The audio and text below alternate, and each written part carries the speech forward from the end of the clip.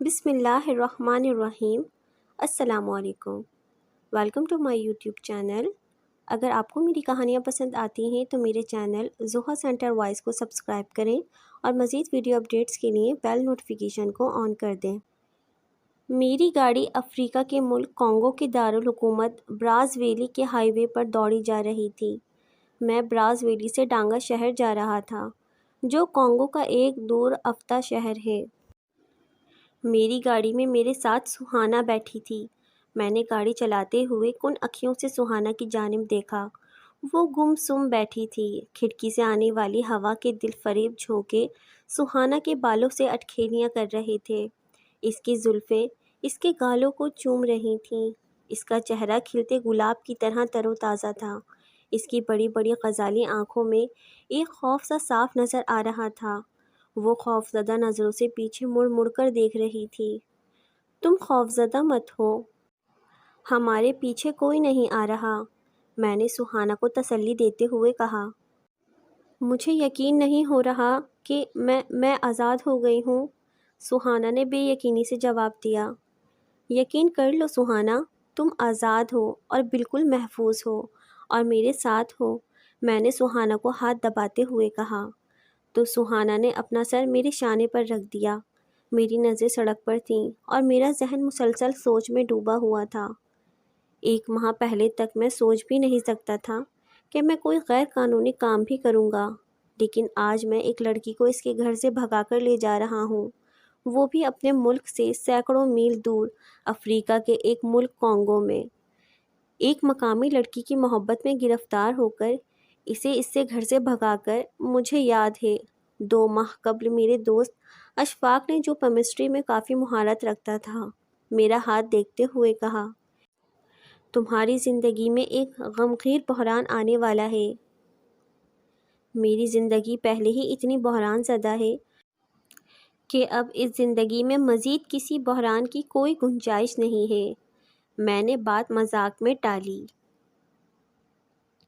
میں سچ کہہ رہا ہوں کہ تمہاری زندگی میں کچھ ایسی مشکلات آنے والی ہیں جہاں تمہاری جان کو بھی خطرہ ہو سکتا ہے۔ اگر اس دوران تم پاکستان سے باہر گئے تو تمہاری واپسی ناممکن ہے، اشفاق نے مجھ سے کہا تھا۔ میرے بھائی، پاکستان سے باہر تو دور کی بات ہے، میرے پاس لاہور جانے کا بھی کرایہ نہیں ہے، میں نے جواب دیا۔ یہ بات آئی گئی ہو گئی۔ 2 دن بعد ہی مجھے ایک غیر ملکی چینل سے نوکری کی آفر ہوئی، تو میں نے کچھ سوچے بغیر آفر قبول کر لی۔ میں ایک ڈاکومنٹری فلم ڈائریکٹر ہوں اور پاکستان میں کافی ڈاکومنٹریز بنائی ہیں، خاص طور پر پتھر کی قحط سالی پر بنائی گئی میری ڈاکومنٹری فلم موت کا جال نے کافی پذیرائی حاصل کی، اسی لیے ایک غیر ملکی چینل نے مجھے نوکری کی آفر دی، جو میں نے قبول کر لی۔ چینل پر نوکری جوائن کرنے کے بعد مجھے پہلا اسائنمنٹ افریقہ کے باسیوں کی زندگی پر ایک ڈاکومنٹری بنانے کا دیا گیا۔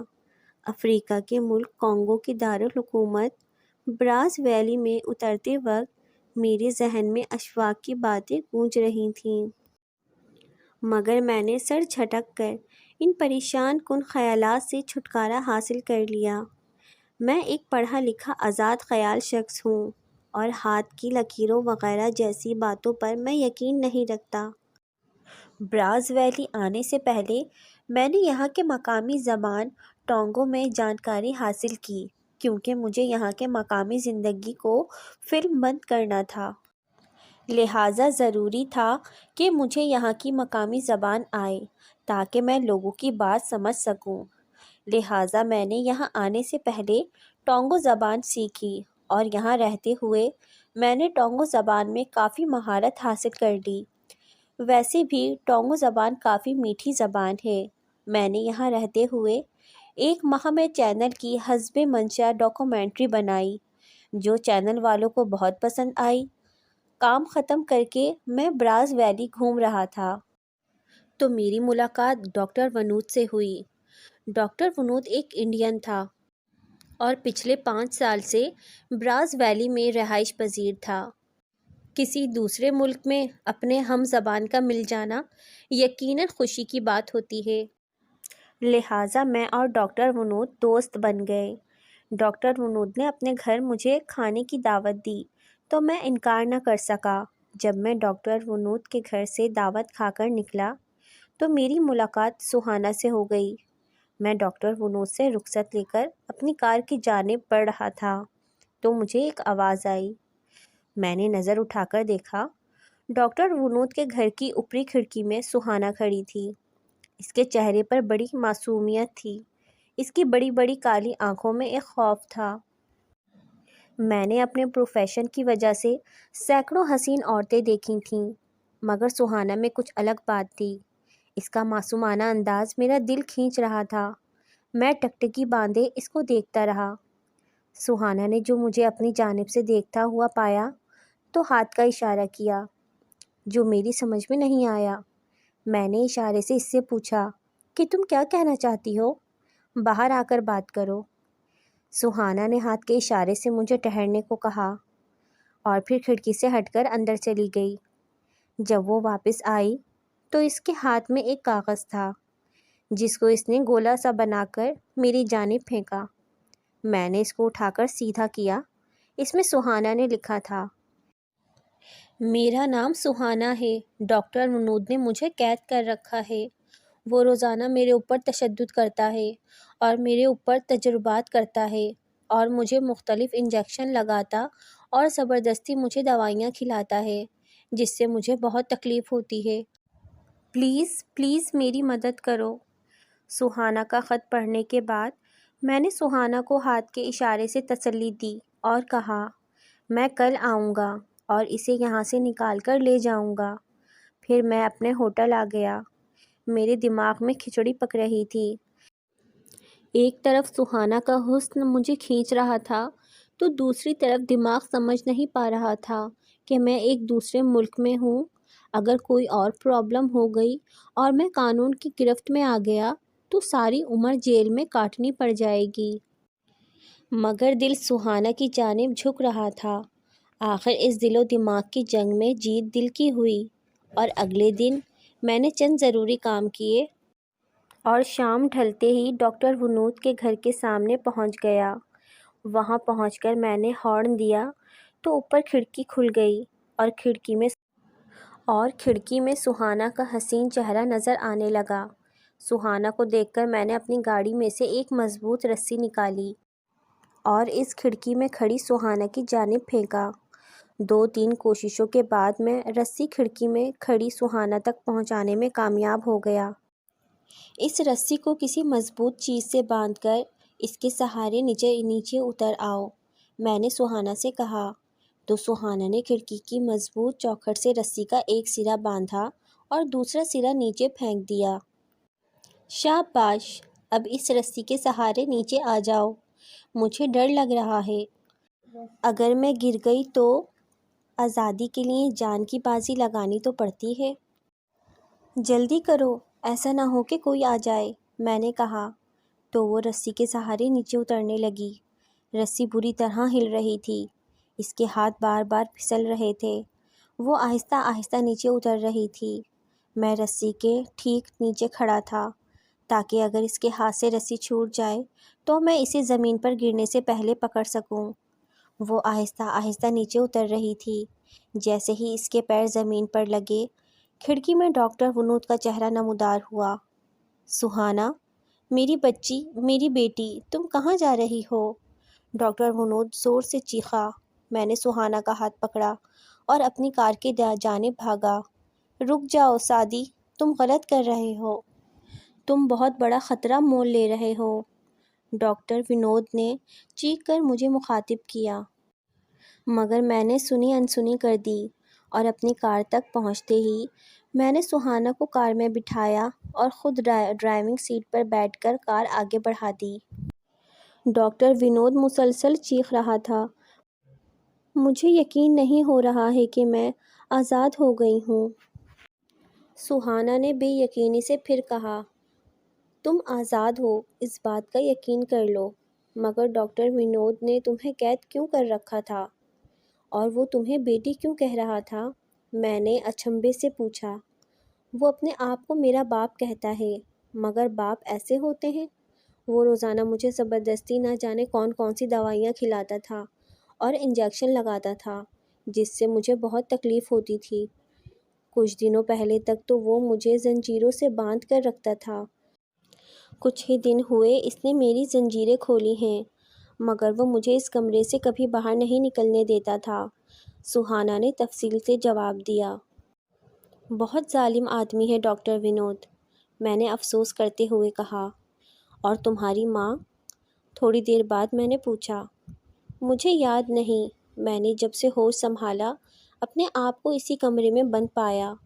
ڈاکٹر ونود کے علاوہ ایک بوڑھی عورت میرے پاس آتی تھی جو میرے کپڑے وغیرہ تبدیل کرتی تھی اور مجھے لکھنا پڑھنا سکھاتی تھی۔ اس کے علاوہ مجھے کچھ یاد نہیں، نہ جانے میں کب سے اس کی قید میں ہوں۔ سہانا نے جواب دیا۔ وہ کون سی دوائیاں کھلاتا تھا؟ میں نے پھر پوچھا۔ معلوم نہیں، وہ کہتا تھا کہ میں بہت خطرناک ہوں۔ ہاں، ابھی بھی وہ یہی کہہ رہا تھا، مگر تم تو خطرناک نہیں ہو، میں بغور اس کو دیکھتے ہوئے بولا۔ پلیز مجھ سے وہاں کی باتیں نہیں کرو، میں پہلی بار دنیا کو دیکھ رہی ہوں، مجھے دنیا دیکھ لینے دو، سہانا کار کی کھڑکی سے باہر دیکھتے ہوئے بولی۔ وہ بہت اشتیاق سے سائن بورڈز پر جلتی بجھتی روشنیاں دیکھ رہی تھی۔ میں خاموش ہو گیا اور بغور اس کو دیکھنے لگا۔ اس کے چہرے میں عجیب سی کشش تھی، اس کے ہونٹوں پر ایک معصومانہ مسکراہٹ تھی، وہ کہیں سے خطرناک نظر نہیں آ رہی تھی۔ ساری رات کی ڈرائیونگ کے بعد ہم ڈانگو شہر پہنچ گئے۔ میں نے پہلے سے ہی رہائش کا انتظام کر رکھا تھا، شہر کے مضافات میں ایک مکان کرائے پر لے لیا تھا۔ یہ مکان ڈانگو شہر کے مضافات میں ایسی جگہ پر واقع تھا کہ اس مکان کے اطراف میں آبادی بہت کم تھی اور مکان کے عقب میں بہت بڑا گھنا جنگل تھا۔ یہ چھپنے کے لحاظ سے ایک آئیڈیل مکان تھا۔ میرا ارادہ تھا کہ چند دن یہاں چھپ کر گزارے جائیں اور اس دوران میں سہانا کے کاغذات وغیرہ بنوا لوں تاکہ اسے اپنے ملک لے جا سکوں۔ مکان کے پاس پہنچ کر میں نے کار روکی اور اس کو ساتھ لے کر مکان کے اندر داخل ہو گیا۔ تم فریش ہو کر تھوڑا آرام کر لو، میں نے اس سے کہا اور ہاتھ کے اشارے سے اسے اس کے کمرے کا بتایا۔ ابھی وہ اپنے کمرے کی جانب بڑھ ہی رہی تھی کہ بیرونی دروازہ ایک دھماکے کے ساتھ کھلا اور میں اچھل پڑا۔ میں نے گھوم کر دروازے کی جانب دیکھا۔ دروازے پر ایک نیگرو کھڑا تھا اور اس کے ہاتھ میں ایک ریوالور تھا۔ اس کے ہونٹوں پر بڑی صفاقانہ مسکراہٹ تھی۔ جس طرح وہ دروازے کو لات مار کر اندر داخل ہوا تھا، اسی طرح اس نے لات مار کر دروازے کو بند کیا۔ کون ہو تم؟ میں نے پوچھا۔ خاموشی سے جیبیں خالی کر دو، ورنہ نیگرو نے ریوالور والا ہاتھ لہرایا تو سہانا ڈر کر دیوار سے چپک گئی تھی۔ نیگرو دھیرے دھیرے آگے بڑھا اور اس نے سہانا کو پکڑ کر اپنے سامنے کر لیا اور ریوالور کی نال اس کی کنپٹی سے لگا دی۔ چھوڑو اسے، میں چیخا۔ تمہیں ایسا برا لگ رہا ہے جیسے یہ تمہاری بیوی ہو؟ نیگرو خباثت سے مسکرایا۔ ہاں، یہ میری بیوی ہے، میں دوبارہ چیخا۔ اسی وقت سہانا نے نیگرو کے ہاتھ پر زور سے کاٹ لیا۔ نیگرو کے منہ سے ایک چیخ نکلی اور اس نے سہانا کو زور سے دھکا دیا، ساتھ ہی اس کے منہ سے انتہائی غلیظ گالیاں نکلنے لگیں۔ سہانا بھاگ کر میرے پاس آ گئی۔ نیگرو نے اپنی کلائی دیکھی جہاں پر سہانا کے دانتوں کے نشان صاف نظر آ رہے تھے۔ اچانک نیگرو کی رنگت بدلنے لگی، اس کے دیدے اوپر چڑھنے لگے اور وہ فرش پر گر کر تڑپنے لگا۔ اس کے منہ سے جھاگ نکل رہا تھا۔ وہ میری جانب دیکھ کر نہایت اذیت سے بولا، یہ لڑکی زہریلی ہے، اس ناگن سے شادی کر کے اب تک زندہ کیسے ہو؟ نیگرو کے دیدے پھیل گئے، اس کا جسم نیلا پڑ گیا اور میرے دیکھتے ہی دیکھتے اس نے دم توڑ دیا۔ یہ کیسے مر گیا؟ سہانا دہشت زدہ انداز میں بولی۔ سہانا سے زیادہ دہشت میں تھا۔ ایک تو نیگرو مر گیا، دوسرا سہانا کی حقیقت مجھ پر کھل چکی تھی۔ اب میری سمجھ میں آ رہا تھا کہ ڈاکٹر ونود سہانا کو کیوں خطرناک کہہ رہا تھا۔ وہ کیوں کہہ رہا تھا کہ میں بہت بڑا خطرہ مول لے رہا ہوں۔ میں نیگرو کے قریب گیا۔ میں نے اسے ہلا جلا کر دیکھا۔ وہ مر چکا تھا۔ اس کے منہ سے جھاگ نکل رہا تھا۔ میں نے مڑ کر سہانا کی جانب دیکھا۔ وہ ابھی تک خوفزدہ تھی۔ اس کے سمجھ میں نہیں آ رہا تھا کہ نیگرو کیسے مر گیا۔ سہانا اپنے زہر سے لا علم تھی۔ میں نے سوچا، سہانا تم نہیں جانتی کہ ڈاکٹر ونود نے تمہارے ساتھ کیا کیا کیا ہے؟ اس نے تم پر ایک زہریلا تجربہ کیا ہے جس سے تم نفس عورت اور نفس ناگن بن گئی ہو۔ میں نے سہانا کو اعتماد میں لینا بہتر سمجھا تاکہ وہ بھی محتاط رہے۔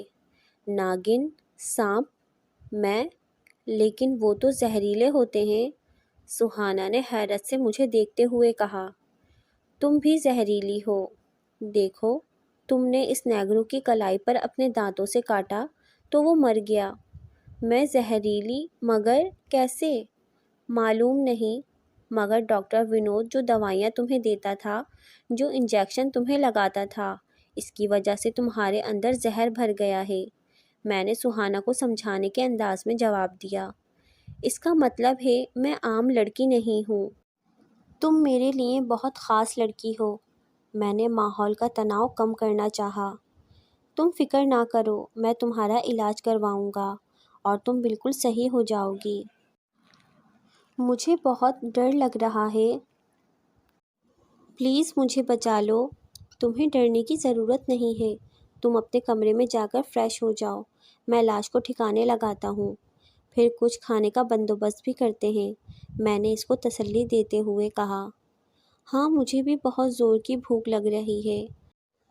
ڈاکٹر ونود مجھے کھانے میں صرف دودھ دیتا تھا، اس لیے مجھے دودھ ہی دے دو۔ وہ معصومیت سے بولی، دودھ تو شاید فریج میں ہو۔ میں نے کچن کی جانب گھومتے ہوئے کہا، اور تھوڑی دیر میں دودھ سے بھرا ایک بڑا سا گلاس لے کر اس کی جانب آیا۔ لو یہ پی لو، پھر تھوڑی دیر آرام کر لو۔ میں نے دودھ سے بھرا گلاس اس کی جانب بڑھایا تو اس نے میرے ہاتھ سے دودھ کا گلاس لے لیا اور ایک ہی سانس میں سارا دودھ پی لیا۔ دودھ پی کر جب اس نے گلاس میرے ہاتھ میں واپس تھمایا تو میں نے دیکھا گلاس میں بچ جانے والا دودھ تھوڑا سا نیلے رنگ کا ہے۔ اس کا مطلب ہے زہر سہانا کے دانتوں سے خارج ہوتا ہے۔ میں مسلسل سوچ میں ڈوبا ہوا تھا۔ سہانا دودھ پی کر اپنے کمرے میں چلی گئی تو میں نے نیگرو کی لاش کو اپنے کندھے پر اٹھایا اور مکان کے پیچھے حصے میں لے کر گیا۔ میں پہلے ہی دیکھ چکا تھا کہ مکان کے پیچھے ایک خشک کنواں ہے۔ میں نے نیگرو کی لاش اس کنویں میں ڈال دی اور اس کا ریوالور بھی اس کنویں میں پھینک دیا۔ ساری رات کی ڈرائیونگ اور لاش ٹھکانے لگانے کی مشقت کے بعد میرا جسم بھی ٹوٹ رہا تھا، لہٰذا میں بھی اپنے کمرے میں آ کر بے سدھ ہو گیا۔ شام تک میں سوتا رہا۔ شام کو اٹھ کر میں نہا دھو کر فریش ہوا اور اپنے کمرے سے نکل کر سہانا کے کمرے میں آیا تو دیکھا کہ سہانا اپنے بیڈ پر پرسکون نیند سو رہی تھی۔ سوتے میں وہ اتنی معصوم لگ رہی تھی کہ یقین نہیں آ رہا تھا کہ وہ اتنی خطرناک ہے۔ اس کے اندر اتنا زہر بھرا ہے جو کسی بھی جاندار کی جان لے سکتا ہے۔ حالانکہ میرے سامنے اس نے ایک آدمی کو اپنے زہر سے موت کی کھاٹ اتارا تھا۔ میں دروازہ بند کر کے لاؤنج میں آ گیا۔ اسی وقت بیرونی دروازے پر دستک ہوئی۔ میں نے جب دروازہ کھولا تو دیکھا دروازے کے باہر ڈاکٹر ونود کھڑا ہے۔ اگر تم سہانا کو لینے آئے ہو تو یہ تمہاری بھول ہے، میں نے ڈاکٹر ونود کو دیکھتے ہی سخت لہجے میں کہا، مگر ڈاکٹر ونود نے میری بات کا جواب نہیں دیا اور اندر داخل ہو گیا۔ میں جلد ہی سہانا سے شادی کرنے والا ہوں۔ کچھ دیر بعد پھر میں گویا ہوا، تم سہانا کی حقیقت نہیں جانتے، اس لیے اس طرح کی باتیں کر رہے ہو۔ ڈاکٹر ونود نے نہایت اطمینان کے ساتھ جواب دیا، میں سہانا کی حقیقت سے واقف ہوں۔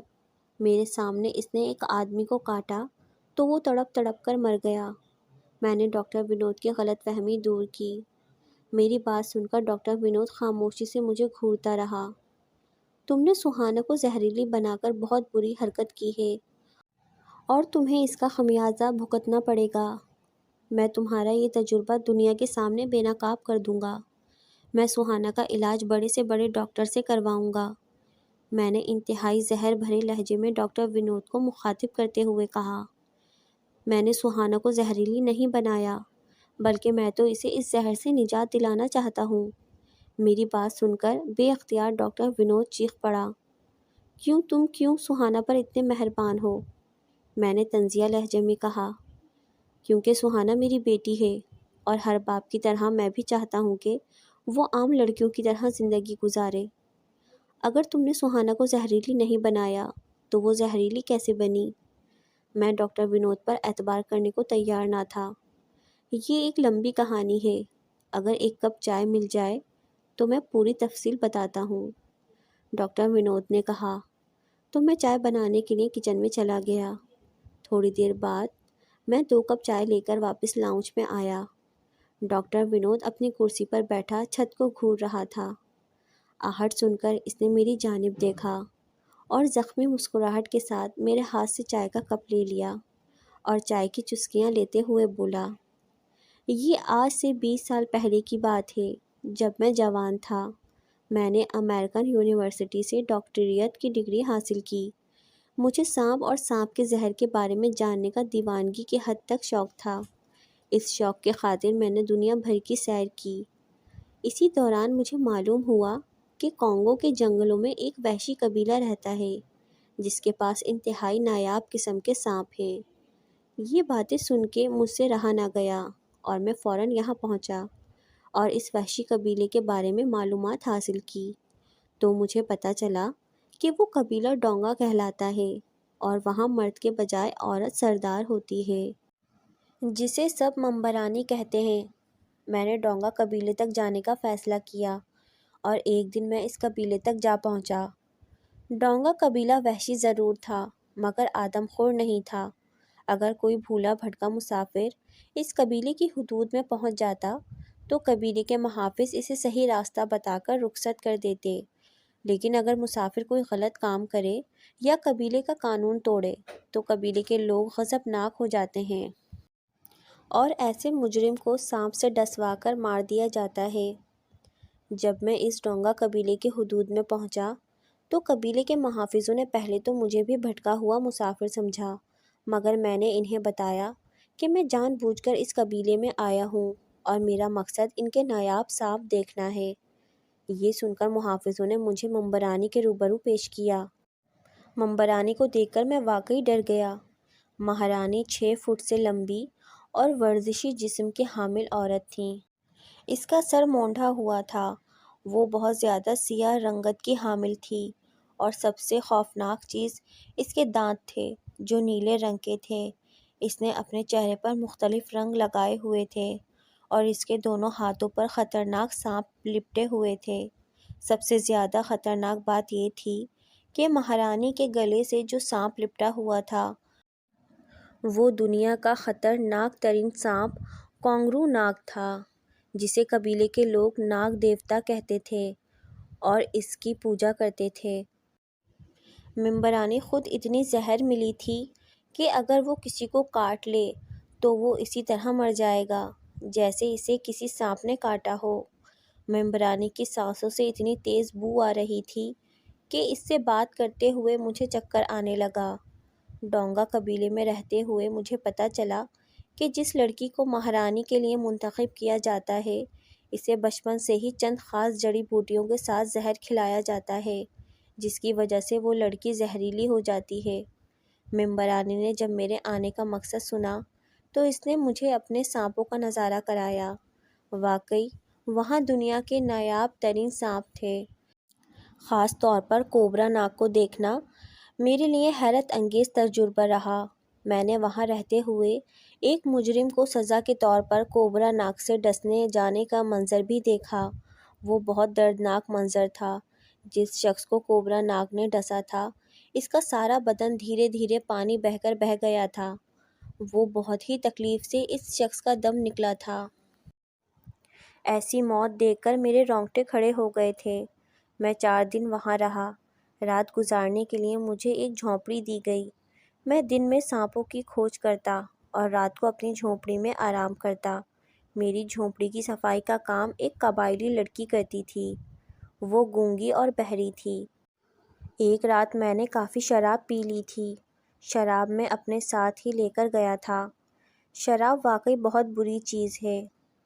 تمہارا مذہب بہت اچھا ہے جس میں شراب حرام ہے۔ تو اس رات میں نے کافی مقدار میں شراب پی لی تھی۔ نشے میں میں بالکل بھول گیا کہ میں کہاں ہوں۔ بس اسی نشے میں کی حالت میں میں نے اس قبائلی لڑکی کے ساتھ جب صبح میرا نشہ اترا تو مجھے احساس ہوا کہ میں نے کتنی بھیانک غلطی کر دی ہے اور اس کا انجام کیا ہو سکتا ہے۔ وہ لڑکی بھی نظر نہیں آ رہی تھی۔ میں بہت ڈر گیا۔ مجھے خطرہ محسوس ہوا کہ اگر اس لڑکی نے مہارانی کو میری غلطی کا بتا دیا تو میرا انجام کیا ہوگا۔ ڈونگا قبیلے کی روایت کے مطابق ہر جرم کی ایک ہی سزا تھی اور وہ تھی کوبرا ناک سے ڈسوانا۔ میں بہت ڈر گیا اور اس ڈر کی وجہ سے صبح روشنی ہونے سے پہلے میں ڈونگا قبیلے کی سرحد سے دور آ گیا۔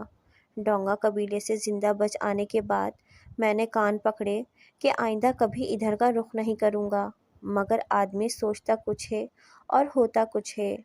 ہوتا وہی ہے جو تقدیر میں لکھا ہوتا ہے۔ میں اس واقعے کو بھول چکا تھا، مگر 15 سال بعد ایک سرکاری وفد کے ساتھ میرا کانگو آنا ہوا تو یہاں کے ایک وزیر سے میری دوستی ہو گئی۔ اس نے مجھے بتایا کہ میری شکل سے ملتی جلتی ایک لڑکی اس نے ڈونگا قبیلے میں دیکھی ہے۔ اس وزیر کے پاس اس لڑکی کی تصویر بھی تھی۔ جب میں نے تصویر دیکھی تو میں حیران رہ گیا۔ اس لڑکی کی شکل بہت حد تک مجھ سے ملتی تھی اور اس لڑکی کے نقوش انڈین تھے۔ اس وزیر نے مجھے بتایا کہ ڈونگا قبیلے والے اس لڑکی کو ناگ دیوتے کا اوتار سمجھتے ہیں کیونکہ وہ لڑکی ایک کنواری سے پیدا ہوئی ہے۔ وزیر کے پاس اس لڑکی کی ماں کی تصویر بھی تھی۔ جب وزیر نے مجھے اس لڑکی کی ماں کی تصویر دکھائی تو مجھے یقین ہو گیا کہ وہ لڑکی میری بیٹی ہے، کیونکہ اس لڑکی کی ماں وہی گونگی خادمہ تھی اور وہ لڑکی سہانا ہے۔ میں نے ڈاکٹر ونود سے پوچھا، ہاں وہ لڑکی سہانا ہے، مگر اب تک یہ نہیں پتہ چلا کہ سہانا زہریلی کیسے بنی۔ میں نے پھر پوچھا تو میری بات سن کر ڈاکٹر ونود مسکرانے لگا اور پھر بولا، سہانا ڈونگا قبیلے کی ہونے والی ممبرانی ہے۔ ڈاکٹر ونود اتنا کہہ کر خاموش ہو گیا۔ تھوڑی دیر خاموش رہنے کے بعد پھر کہنے لگا، جب مجھے پتہ لگ گیا کہ سہانا میری بیٹی ہے تو میرا خون جوش مارنے لگا۔ میں نہیں چاہتا تھا کہ میری بیٹی میرا خون اس جنگلی ماحول میں پروان چڑھے، اور پھر میری بیٹی کو زہریلا بھی بنا دیا گیا تھا، جو مجھ سے برداشت نہ ہو سکا، اور میں نے دل میں ٹھان لی کہ میں اپنی بیٹی کو اس زہریلے ماحول سے نکال لاؤں گا اور اسے تہذیب یافتہ دنیا میں لا کر ایک عام لڑکی بناؤں گا۔ اپنے کام سے فارغ ہو کر میں نے کانگو کے جرائم پیشہ لوگوں سے رابطہ کیا اور بھاری رقم پر انہیں اس کام پر راضی کیا۔ پھر میں نے ایک مسلحہ دستہ تیار کیا اور ڈونگا قبیلے کی جانب پیش قدمی کی۔ اب یہ میری خوش قسمتی یا ڈونگا قبیلے کی بدقسمتی کہ جب میں اپنے آدمیوں کے ساتھ ڈونگا قبیلے پہنچا تو اس دن ڈونگا قبیلے کے سارے مرد کسی قصے کی تعینی کے لیے دوسرے قبیلے گئے ہوئے تھے، لہٰذا مجھے خاص مزاحمت کا سامنا نہیں کرنا پڑا۔ میں نے ایک جال کے ذریعے ممبرانی اور سہانا کو قابو کیا اور سہانا کو اپنے ساتھ لے کر براز ویلی چلا آیا۔ جب میں سہانا کو براز ویلی لے کر آیا تھا تو وہ 14 سال کی تھی۔ میں 5 برس تک اس کا علاج کرتا رہا۔ مجھے ڈونگا قبیلے کے لوگوں سے کوئی خطرہ نہیں تھا کیونکہ میں جانتا تھا کہ وہ اپنے قبیلے کی حدود سے باہر نہیں نکلتے تھے، لیکن اکیلی سہانا میرے لیے درد سر بنی ہوئی تھی۔ وہ اتنی خونخوار تھی کہ مجھے دیکھتے ہی مجھ پر جھپٹ پڑتی تھی، اور وہ اتنی زہریلی تھی کہ اس کے پاس جانے سے مجھے چکر آنے لگتے تھے۔ اس کی سانسیں تک زہریلی تھیں۔ اس کی سانسیں اتنی زہریلی تھیں کہ کوئی کیڑا مکوڑا بھی اس کے پاس آ کر زندہ نہیں رہ پاتا تھا۔ شروع میں میں نے سہانا کو زنجیروں سے باندھ کر رکھا۔ حالانکہ سہانا کو زنجیروں سے بندھا دیکھ کر میرا دل خون کے آنسو روتا تھا۔ میں نے سہانا کا علاج شروع کیا۔ میرے علاج سے سہانا کا زہریلا پن کم ہونے لگا، مگر اس کے ساتھ وہ اپنی یادداشت بھی بھولنے لگی۔ اس کی پچھلی زندگی کے نقوش اس کے ذہن سے مدھم ہونے لگے۔ یہ بات میرے حق میں جاتی تھی، لہٰذا میں نے اس کا علاج جاری رکھا۔ گزشتہ 5 سالوں سے میں اس کا علاج کر رہا ہوں، جس میں مجھے خاطر خواہ کامیابی حاصل ہوئی، مگر سہانا ابھی بھی مکمل طور پر زہر سے خالی نہیں ہوئی۔ اس کے دانتوں اور ناخن سے ابھی بھی زہر کا اخراج ہوتا ہے۔ وہ کسی کو کاٹ لے یا ناخن سے گہری خراش ڈال دے تو کوئی بھی شخص مر سکتا ہے، جیسا کہ تم نے دیکھا کہ سہانا کے کاٹنے سے ایک شخص مر گیا۔ اتنا کہہ کر ڈاکٹر ونود خاموش ہو گیا۔ اب تم کیا چاہتے ہو؟ میں نے ڈاکٹر ونود کی بات پوری سننے کے بعد پوچھا۔ تم نے سہانا کو یہاں لا کر بہت بڑی غلطی کی ہے، کیونکہ اسی شہر کے جنگل میں ڈونگا قبیلہ رہتا ہے۔ میں سہانا کو اسی جنگل سے لے کر گیا تھا۔ اب میں چاہتا ہوں کہ سہانا کو دوبارہ براز ویلی لے کر جاؤں اور اس کا علاج مکمل کروں، تاکہ وہ زہر سے پاک ایک عام لڑکی بن جائے۔ پھر بے شک تم اس سے شادی کر لینا، مجھے کوئی اعتراض نہیں ہوگا، بلکہ مجھے خوشی ہوگی کہ میری بیٹی کو تم جیسا بہادر اور پیار کرنے والا شوہر ملا۔ اتنا کہہ کر ڈاکٹر ونود پھر خاموش ہو گیا۔ اسی وقت فضا میں ڈھول بجنے کی آوازیں گونجنے لگیں۔ ڈھول بجنے کی آواز سن کر ڈاکٹر ونود اچھل پڑا۔ انہیں معلوم ہو گیا، انہیں معلوم ہو گیا، وہ سہانا کو بلا رہے ہیں۔ ڈاکٹر ونود نے کانپتی ہوئی آواز میں کہا، کون بلا رہا ہے؟ تم کس کی بات کر رہے ہو؟ میں نے حیرانگی سے پوچھا۔ ڈونگا قبیلے کے لوگوں کو معلوم ہو گیا ہے کہ سہانا یہاں ہے۔ یہ ڈھول کی آواز انہی لوگوں کی ہے، وہ سہانا کو بلا رہے ہیں۔ ڈاکٹر ونود بولا۔ کیا بکواس ہے، انہیں کیسے معلوم ہوا کہ سہانا یہاں پر ہے؟ میں نے جھنجھلا کر کہا۔ ان جنگلی لوگوں کی سونگھنے کی حس جانوروں کی طرح ہوتی ہے، انہوں نے سہانا کی بو سونگھ لی ہے، ڈاکٹر ونود نے مجھے جواب دیا۔ اسی وقت ڈھول کی آواز تیز ہو گئی اور ساتھ ہی ایک دھماکے سے سہانا کے کمرے کا دروازہ کھلا اور سہانا باہر آئی، مگر اس کی حالت عجیب تھی۔ اس کی آنکھیں اوپر کو چڑھی ہوئی تھیں، اس کے سر کے بال کھلے ہوئے تھے اور وہ بری طرح جھوم رہی تھی۔ اس کا چہرہ لال ہو رہا تھا، وہ اس طرح جھوم رہی تھی جیسے نشے میں ہو۔ سہانا کیا ہوا؟ میں نے سہانا کی جانب بڑھا، مگر اس سے پہلے کہ میں سہانا کو پکڑتا، سہانا نے مجھ پر حملہ کر دیا۔ وہ اپنے ناخنوں سے میرا منہ نوچ لینا چاہتی تھی، مگر میں نے جھکائی دے کر اپنے آپ کو اس کے حملے سے بچایا۔ سادی، اس کے ناخن سے بچنا، ڈاکٹر ونود نے مجھے خبردار کیا۔ سہانا دیوانہ وار رقص کرتی ہوئی بیرونی دروازے کی جانب بڑھی اور دروازہ کھول کر باہر نکل گئی۔ میں اور ڈاکٹر ونود بھی سہانا کے پیچھے گھر سے باہر نکل آئے۔ سہانا گھر سے نکلتے ہی جنگل کی جانب دوڑ پڑی۔ سہانا رک جاؤ، سہانا میری بات سنو، میں زور سے چیخا، مگر سہانا میری آواز سے دور جا چکی تھی، لہٰذا میں نے سہانا کے پیچھے دوڑ لگا دی۔ میرے ساتھ ہی ڈاکٹر ونود نے بھی دوڑ لگائی۔ ہم دونوں سہانا کے پیچھے بھاگ رہے تھے۔ میں سہانا کو مسلسل آواز دے رہا تھا، مگر ایسا لگتا تھا جیسے سہانا کے کان بند ہوں، وہ میری آواز ہی نہ سن رہی ہو۔ حیرت انگیز طور پر سہانا کے بھاگنے کی رفتار بہت تیز تھی۔ وہ تیزی کے ساتھ دوڑتی ہوئی جنگل میں داخل ہو گئی۔ میں اور ڈاکٹر ونود بھی اس کے پیچھے جنگل میں داخل ہو گئے۔ اب ڈھول بجنے کی آواز بند ہو چکی تھی، شام بھی ڈھلتی جا رہی تھی، اندھیرا بڑھتا جا رہا تھا۔ ہم اچانک سہانا کے پیچھے بھاگتے ہوئے جنگل میں داخل ہو گئے تھے، لہٰذا ہمارے پاس نہ کوئی ہتھیار تھا اور نہ کوئی ایسا سامان جس سے ہم روشنی کر سکیں۔ سادی، ہمیں واپس چلنا چاہیے، اگر اندھیرا پھیل گیا تو ہم مصیبت میں پھنس سکتے ہیں، ڈاکٹر ونود نے کہا۔ نہیں، میں سہانا کے بغیر واپس نہیں جاؤں گا، آپ واپس جائیں اور مدد لے کر آئیے، میں نے ڈاکٹر ونود کو جواب دیا اور سہانا کو آواز دینے لگا۔ اسی وقت درختوں سے بہت سے آدمی زمین پر کودے۔ ان لوگوں کے ہاتھ میں بھالے تھے جن کا رخ ہماری جانب تھا۔ وہ ننگ دھڑنگ لوگ نہایت وحشیانہ انداز میں بھانے لہراتے ہوئے ہمارے جانب بڑھے جا رہے تھے۔ ان کے چہروں پر رنگ لگا ہوا تھا۔ ہمارے پاس اس کے سوا کوئی چارہ نہ تھا کہ ہم ہاتھ اٹھا کر سرنڈر کر دیں۔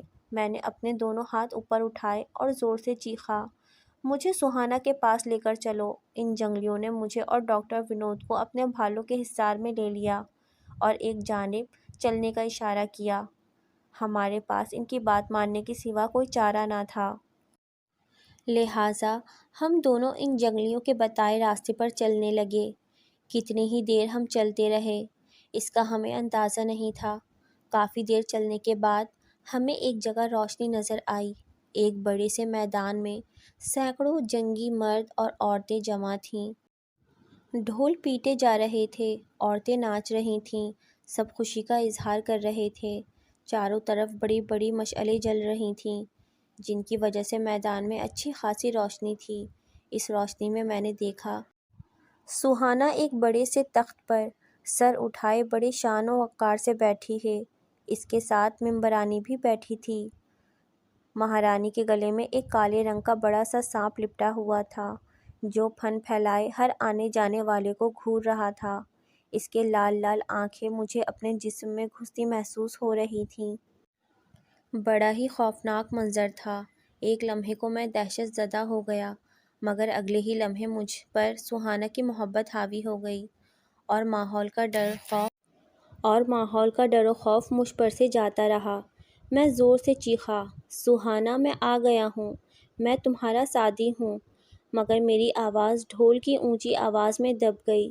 مجھے اور ڈاکٹر ونود کو ایک درخت سے باندھا گیا تھا۔ میں مسلسل سہانا کو آواز دے رہا تھا۔ آخر کار میری آواز سہانا تک پہنچ گئی۔ اس نے میری جانب دیکھا اور اپنا ہاتھ بلند کیا۔ سہانا کے ہاتھ بلند کرتے ہی ناچتی ہوئی عورتیں رک گئیں اور ڈھول بجنا بھی بند ہو گیا۔ چاروں طرف خاموشی چھا گئی۔ سہانا تخت سے اٹھی اور میری جانب بڑھی۔ اس کے اٹھنے اور چلنے میں ایک شاہی وقار تھا۔ وہ مغرورانہ انداز میں گردن اٹھائے میری جانب آئی۔ اس کے چہرے پر بڑی معصومیت تھی۔ وہ میرے پاس آ کر مجھے دیکھنے لگی۔ وہ مجھے اس طرح دیکھ رہی تھی جیسے مجھے پہچاننے کی کوشش کر رہی ہو۔ سہانا، میں تمہارا ساتھی ہوں۔ سہانا خواب دیدہ نظروں سے مجھے گھورنے لگی۔ تھوڑی دیر وہ مجھے گھورتی رہی، پھر بولی، تم ساتھی؟ تم نے مجھے قید سے رہائی دلائی ہے، تم تو بہت اچھے ہو۔ سہانا اتنا کہہ کر ممبرانی کی جانب مڑی اور مہارانی سے کہنے لگی، رانی، اس کو کھول دو، یہ ہمیں نقصان تو نہیں پہنچائے گا، یہ میرا دیوانہ ہے، خود مر جائے گا مگر مجھے نقصان نہیں پہنچائے گا۔ سہانا نے بڑے یقین کے ساتھ کہا، اسے کھول کر ایک جھونپڑی میں بند کر دو۔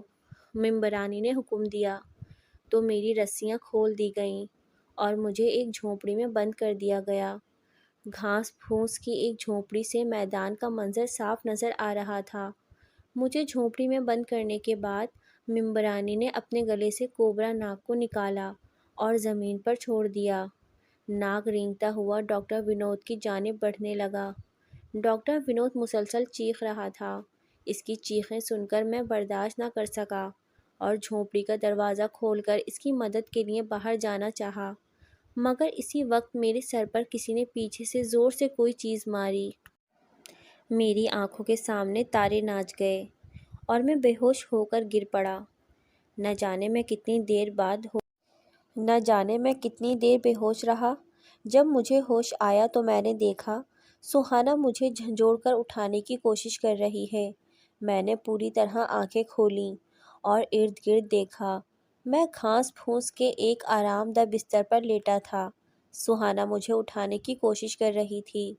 مجھے ہوش میں آتا دیکھ کر سہانا بولی، مجھے افسوس ہے سادی، انہوں نے تمہیں زخمی کر دیا۔ میں نے بستر سے اٹھنا چاہا تو میرے سر میں درد کی ایک شدید لہر دوڑ گئی، مگر میں برداشت کر کے اٹھ گیا اور بستر پر بیٹھ گیا۔ میں نے اپنے سر کے پچھلے حصے پر ہاتھ پھیرا۔ میرا سر کے پچھلے حصے میں ایک بڑا سا گومڑ نکل آیا تھا جس میں شدید درد ہو رہا تھا، مگر میں برداشت کیے بیٹھا رہا۔ مجھے اٹھتا دیکھ کر سہانا بولی، میں بھی کتنی بد نصیب ہوں، تمہارے پیار کا جواب پیار سے بھی نہیں دے سکتی۔ سہانا رونے لگی۔ اسی وقت جھونپڑی کا دروازہ کھلا اور ممبرانی اندر داخل ہوئی۔ تھوڑی دیر ممبرانی ہم دونوں کو گھورتی رہی، پھر بولی، سعدی، سہانا نادان ہے، وہ کچھ نہیں سمجھ رہی، مگر تم سمجھدار ہو۔ تم جانتے ہو کہ سہانا ڈونگا قبیلے کی ہونے والی ممبرانی ہے۔ یہ زہریلی ہے اور کسی سے شادی کے لائق نہیں، لہٰذا تم عقل سے کام لو اور سہانا کو چھوڑ کر یہاں سے چلے جاؤ۔ ممبرانی کی بات سن کر میں نے انکار میں سر ہلایا۔ سہانا جیسی بھی ہے میری ہے، میں نے اسے اپنے ساتھ رکھوں گا، اس کا علاج کرواؤں گا، میں ہر حالت میں سہانا کو یہاں سے لے کر جاؤں گا، میں نے ممبرانی کو جواب دیا، اور سہانا کا ہاتھ پکڑ کر ممبرانی کے سامنے تن کر کھڑا ہو گیا۔ تمہیں ہم سے دشمنی بہت مہنگی پڑے گی، ڈاکٹر ونود کا انجام یاد رکھو، مہارانی نے غرا کر مجھے دھمکی دی۔ رانی، سعدی کو دھمکی مت دو، سہانا ممبرانی کے سامنے ڈٹ گئی۔ ممبرانی دانت بیچ کر سہانا کی جانب بڑھی، جیسے سہانا کو ڈس لے گی، مگر پھر رک گئی۔ وہ سمجھ گئی تھی کہ اس کا زہر سہانا پر اثر نہیں کرے گا، بھلا سانپ سانپ کو کاٹ کر کیا کرے گا۔ میں نے سہانا کا ہاتھ مضبوطی سے پکڑا اور جھونپڑی سے باہر نکل آیا اور تیز قدموں کے ساتھ قبیلے سے باہر جانے والے راستے پر چل دیا۔ میں جلد از جلد ڈونگا قبیلے سے دور ہو جانا چاہتا تھا۔ سارا قبیلہ جمع ہو گیا تھا، سب ہمیں جاتا ہوا دیکھ رہے تھے۔ میں نے سہانا کا ہاتھ مضبوطی سے تھام رکھا تھا، میرے قدم تیز تیز اٹھ رہے تھے۔ اسی وقت مجھے اپنے پاس سرسراہٹ کی آواز آئی۔ میں نے چونک کر نیچے دیکھا، مگر مجھے دیر ہو چکی تھی۔ کوبرا ناگ میری پنڈلی پر اپنے دانت مارے اور مجھے ڈس لیا۔ میرے منہ سے ایک چیخ نکلی اور میں گر پڑا۔ میری چیخ سن کر اور مجھے گرتا دیکھ کر سہانا رک گئی اور جلدی سے میرے پاس بیٹھ گئی۔ اس نے بھی کوبرا ناگ کو دیکھ لیا اور زور سے چیخی، ممبرانی، ہم سے دشمنی بہت مہنگی پڑتی ہے، مہارانی نے میری آنکھوں میں دیکھتے ہوئے کہا۔ مجھے ایسا محسوس ہو رہا تھا جیسے میرے جسم میں انگارے بھر دیے گئے ہوں، میرے پورے جسم میں آگ سی لگ رہی تھی، میرا چہرہ سفید پڑ رہا تھا، میرا دل ڈوبنے لگا تھا، میرے ہونٹ خشک ہو رہے تھے۔ سہانا نے نیچے بیٹھ کر میری پینٹ کا پائچہ پھاڑا، میری پنڈلی پر کوبرا ناگ کے دانتوں کے نشان صاف نظر آ رہے تھے۔ میں نے ایک زخمی مسکراہٹ کے ساتھ سہانا کو دیکھا اور اس کا ہاتھ اپنے ہاتھوں میں لیتے ہوئے کہنے لگا، سہانا، میرا اور تمہارا ساتھ یہیں تک تھا۔ نہیں، سہانا زور سے چیخی اور اس نے اپنے ہونٹ کوبرا ناگ کے کاٹے ہوئے زخم پر رکھنا چاہے تاکہ وہ زہر چوس سکے، مگر ممبرانی نے آگے بڑھ کر سہانا کے کندھے پر ہاتھ رکھا اور کہنے لگی، سہانا، تم زہریلی ہو، مگر ناگ دیوتا سے زیادہ نہیں۔ تم جانتی ہو کہ ناگ دیوتا کا زہر تم پر کتنی جلدی اثر کرے گا۔ اگر تم نے ناگ دیوتا کا زہر چوسنے کی کوشش کی تو تمہاری جان بھی جا سکتی ہے۔ مجھے پرواہ نہیں، میں اپنی جان دے کر بھی سعدی کی جان بچاؤں گی۔ اتنا کہہ کر سہانا نے اپنے ہونٹ میرے زخم پر رکھ دیے اور زہر چوسنے لگی۔ میرا سر گھوم رہا تھا، میں سہانا کو روکنا چاہتا تھا، مگر مجھ پر مدہوشی طاری ہو رہی تھی اور پھر میں بے ہوش ہو گیا۔ میں کب تک بے ہوش رہا مجھے یاد نہیں۔ جب مجھے ہوش آیا تو کچھ دیر میں خالی الذہن لیٹا رہا، پھر مجھے ایک ایک کر کے سارے واقعات یاد آنے لگے۔ سہانا کی یاد آتے ہی میں جھٹکے سے اٹھ بیٹھا۔ میں نے اپنے ارد گرد دیکھا، میں ایک جھونپڑی میں تھا، جھونپڑی میں میرے علاوہ اور کوئی نہیں تھا۔ میں نے اپنے پیر کی جانب دیکھا جہاں کوبرا ناگ نے کاٹا تھا، اب وہاں کوئی لیپ لگا ہوا تھا۔ میں جلدی سے اٹھ کھڑا ہوا۔ کھڑے ہونے پر مجھے کمزوری کا احساس ہوا، میرا سر چکرا رہا تھا، مگر میں نے ہمت کر کے اپنے قدم جھونپڑی سے باہر نکالے۔ مجھے باہر آتا دیکھ کر مہارانی اور چند دوسرے لوگ میرے گرد جمع ہو گئے۔ تمہاری طبیعت کیسی ہے؟ مہارانی نے مجھے مخاطب کیا۔ سہانا کہاں ہے؟ میں نے ممبرانی کا سوال نظر انداز کر کے پوچھا۔ اس نے اپنی زندگی کے بدلے تمہاری زندگی خرید لی ہے، مہارانی کے لہجے میں یاسیت بھری ہوئی تھی۔ میں نے پوچھا۔ سہانا کہاں ہے؟ میں نے ایک بار پھر تیز لہجے میں پوچھا تو ممبرانی نے ایک شخص کو اشارہ کیا۔ وہ شخص مجھے سہارا دے کر ایک جھونپڑی میں لے کر گیا۔ ممبرانی اور تمام لوگ بھی میرے پیچھے جھونپڑی میں داخل ہوئے۔ جھونپڑی میں داخل ہو کر میں نے دیکھا سہانا گھاس کے ایک بستر پر لیٹی ہے۔ اس کا حسین چہرہ سفید پڑا ہوا ہے۔ وہ نہایت نقاہت کی حالت میں کرا رہی ہے۔ اس کی آنکھیں بند تھیں۔ سہانا، میں نے نہایت بے تابی سے اسے پکارا تو اس نے بڑی مشکل سے اپنی آنکھیں کھولیں اور مجھے صحیح سلامت دیکھ کر اس کے ہونٹوں پر ہلکی مسکراہٹ آ گئی۔ سہانا، یہ تم نے کیا کیا؟ مجھے مر جانے دیا ہوتا۔ میں سہانا کے پاس بیٹھ گیا۔ میں نے اس کا ہاتھ اپنے ہاتھوں میں لے لیا۔ وہ مسکرائی۔ محبت قربانی مانگتی ہے، سہانا دھیرے سے بولی۔ میں تمہارا یہ احسان کیسے اتاروں گا؟ میں نے رونے والے انداز میں کہا۔ سعدی، میرے پاس وقت بہت کم ہے، تم میرا ایک کام کرو گے؟ سہانا نے اٹک اٹک کر جملہ مکمل کیا۔ بولو سہانا، میں تمہارے لیے سب کچھ کر سکتا ہوں، میں نے اپنی آنکھوں میں آئے آنسو پونچھتے ہوئے جواب دیا۔ سعدی، مجھے اپنے مذہب میں داخل کر لو، مجھے اپنی بیوی بنا لو، بس میں چند لمحوں کی مہمان ہوں۔ نہیں سہانا، ایسا مت کہو، میں رو دیا۔ جلدی کرو سعدی، کہیں دیر نہ ہو جائے، سہانا نے بے قراری سے کہا۔ تو میں نے اپنی آنکھوں میں آئے آنسو پوچھ ڈالے اور سہانا کو اپنے بازوؤں کے سہارے اٹھایا اور اسے کلمہ پڑھایا۔ سہانا نے اٹکتے ہوئے کلمہ پڑھا۔ زہر سہانا کے رگ رگ میں پھیل چکا تھا، جو اسے دھیرے دھیرے موت کے قریب لے جا رہا تھا۔ سہانا کو کلمہ پڑھانے کے بعد میں نے سہانا کو اپنے سینے سے لگایا اور کہا، میں اللہ کو حاضر ناظر جان کر تمام لوگوں کی موجودگی میں تمہیں یعنی سہانا کو اپنی بیوی تسلیم کرتا ہوں۔ میری بات سن کر سہانا کے ہونٹوں پر ایک آسودہ مسکراہٹ آئی۔ اس کے ہونٹ نیم انداز میں کھلے۔ وہ کچھ کہنا چاہتی تھی یا میرا شکریہ ادا کرنا چاہتی تھی، مگر زندگی نے اسے مہلت نہیں دی اور اس کی گردن ایک جانب ڈھلک گئی۔ اس کی بے نور آنکھوں میں میرے لیے تشکر کے جذبات تھے۔ وہ بے جان ہو کر میری باہوں میں جھول گئی۔ میرے منہ سے ایک دردناک چیخ نکلی اور آنسو میری آنکھوں سے بہہ نکلے اور میں زار زار رونے لگا۔ میں روتا رہا۔ کچھ دیر بعد ممبرانی نے میرے کندھے پر ہاتھ رکھا۔ یہ مر چکی ہے سعدی۔ ممبرانی نے مجھے سہانا سے الگ کرنا چاہا۔ دور ہو جاؤ تم سب، میں نے ممبرانی کا ہاتھ زور سے جھٹکا۔ تم لوگوں نے سن لیا ہے نا کہ سہانا مسلمان ہو گئی تھی اور وہ میری بیوی بن چکی تھی، لہٰذا اب تم لوگوں کا سہانا پر کوئی حق نہیں ہے۔ میں اپنے مذہب کے حساب سے اس کی آخری رسومات ادا کروں گا۔ میں نے اتنا کہہ کر سہانا کو اپنے ہاتھوں میں اٹھایا اور جھونپڑی سے باہر آ گیا۔ میں سہانا کو لے کر میدان کے وسط میں آیا۔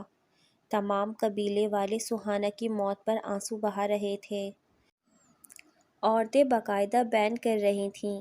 میں نے سہانا کا لاشا میدان کے کونے میں رکھا اور وضو کر کے اکیلے ہی اس کی نماز جنازہ پڑھی اور قبیلے کے لوگوں کے ساتھ مل کر قبر کھودی اور آنسوؤں کے ساتھ سہانا کو دفنایا اور اس کی قبر پر فاتحہ پڑھی۔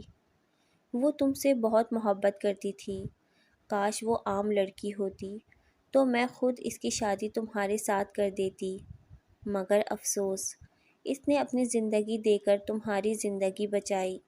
جب میں ڈونگا قبیلے سے رخصت ہو رہا تھا تو ممبرانی نے آخری الفاظ کہے۔ میں بوجھل دل کے ساتھ شہر آ گیا اور چند دن کے بعد میں اپنے ملک واپس پہنچ گیا۔ ایئرپورٹ پر اشفاق مجھے ریسیو کرنے آیا۔ مجھے دیکھتے ہی وہ مجھ سے لپٹ گیا۔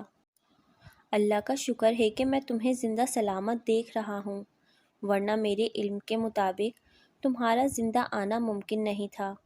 شکر ہے میرا حساب غلط نکلا، اشفاق نے خوشی سے مجھے گلے لگاتے ہوئے کہا۔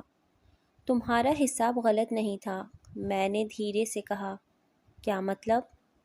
یہ تو جسم ہے جو واپس آ گیا، مگر میری روح ڈونگا قبیلے میں بنی ایک قبر کے سرہانے بیٹھی ہے۔ میں نے بجھے ہوئے لہجے میں جواب دیا اور اشفاق کو حیران و پریشان چھوڑ کر آگے بڑھ گیا۔